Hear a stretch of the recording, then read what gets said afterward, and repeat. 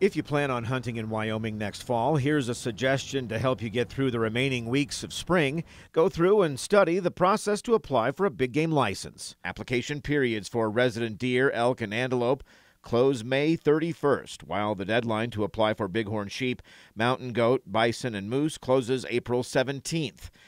The Wyoming Game and Fish Department's website has a hunt planner that's a solid resource for you in helping you apply. First off, hit the Get Involved tab, slide over to Public Comments and Meetings, and then scroll down to the various season proposal videos, where department biologists in each region of the state offer their hunt season proposals.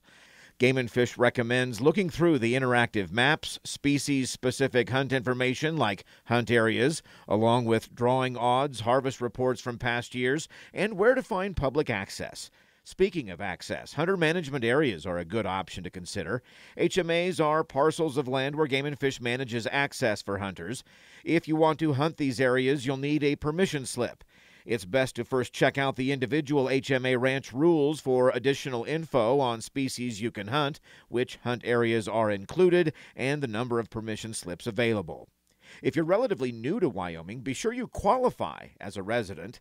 To qualify for any resident Game and Fish license, you need to be domiciled and physically reside in Wyoming for 1 full year, 365 days, before applying for or buying a license.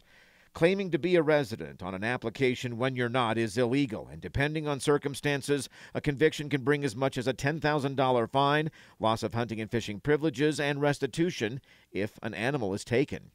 You'll also need to establish a sportsman ID in order to apply for or buy a hunting or fishing license, along with any other stamps or permits. And if you are born after January 1st, 1966, you'll be required to carry proof of hunter education in the field, unless with a mentor.